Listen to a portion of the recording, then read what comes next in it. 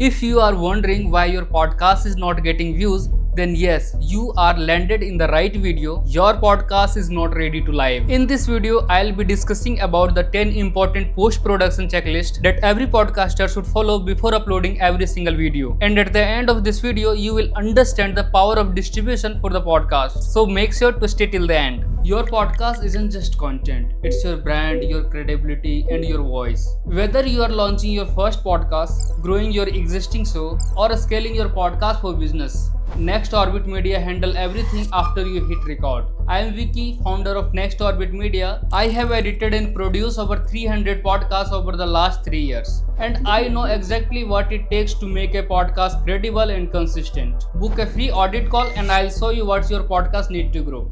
Alright, so let's get started. Step 1, full video podcast editing. So very first and important step is to edit the full length podcast. If you have recorded the video podcast, then you will have to work on two things. First is audio and second is video. On audio side, you need to clean everything up. Remove the background noise, fix the echo, add the compression so your audio sound clear. Then you normalize the loudness. If your audio will too loud or too quiet, the listener will not interested to see it. And now comes on the video side. If you have recorded multicam video, then you need to adjust the size and frame of every single angle so that it will look even all the angle. And if your videos are recorded on the log footage, then you can do color correction and color gradings. And after complete the audio and video editing, then you can work on the full length podcast, like you can remove the silences, fumbles, retakes and any unwanted part. Make sure that you have to keep it natural, not make it robotic. In this step, your quality of a podcast improves, so don't do it in a rush.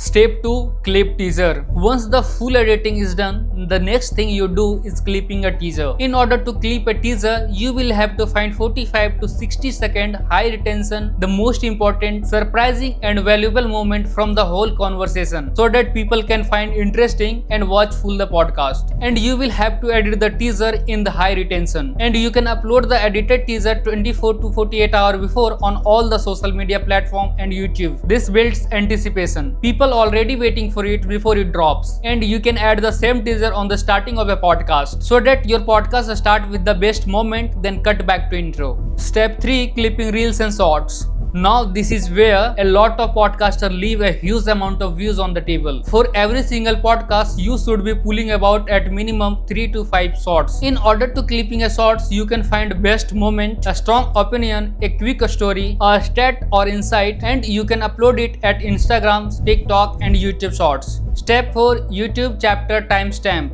This one is small but honestly so underrated. Most podcasters skip it completely. YouTube timestamp is important because it helps viewer to navigate throughout the podcast. It takes 5 to 10 minutes if you are doing manually, and you can do it in a second with the help of AI. Step 5, thumbnails for all format.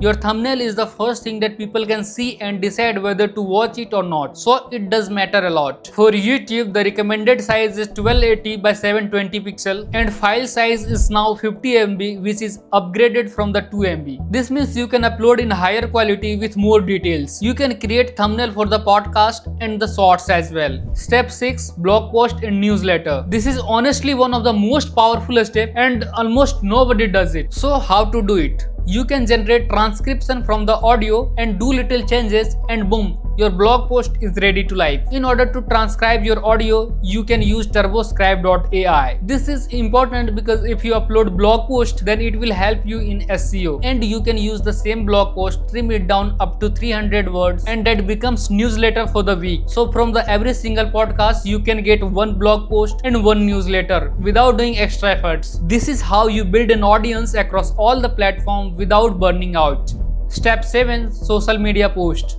A lot of podcasters just post on launch day and disappear. That's not a strategy, that's just an announcement. So here is what you should actually do. From every single podcast, pull out 4 to 5 key takeaways and write separate caption for each platform like Instagram, X, LinkedIn and others. This way your episode will work for you every single day of the week. Step 8, LinkedIn and Instagram carousels. Carousels are one of the best performing format across LinkedIn and Instagram, and they are easy to make from the podcast episode. Take 5 to 7 key takeaways from podcast, one takeaway per slide, design it in Canva, keep it minimal, clean and simple. Step 9, guest resharing kit. Now, if you have guests in your podcast, this step will help you to double down your reach across all the platforms. Most people send their link to guest after podcast goes live and say, hey, we are live, feel free to share. And then the guest doesn't share it. Not because they don't want to, but because you just gave them work to do. Instead of this, you can do one thing. You can create a post for them to share with the guest name and your podcast logo and the links. And this will make it easier to post for the guest. Step 10. Cross-posting across all the podcast directories. This is the final and very important step. Your podcast should be available on Apple Podcasts, Spotify, Amazon Music, and of course YouTube. So after uploading your podcast on all the podcast directories, now you are ready to live. So this was the complete 10-step post-production checklist that every podcaster should follow. I have put all the 10 steps into a PDF. You can download it for free. Link is in the description. If you found this helpful, make sure to like and subscribe, because I make video on the editing and the post-production things that can make your video actually grow. So that's it for the video. This is Vicky signing off.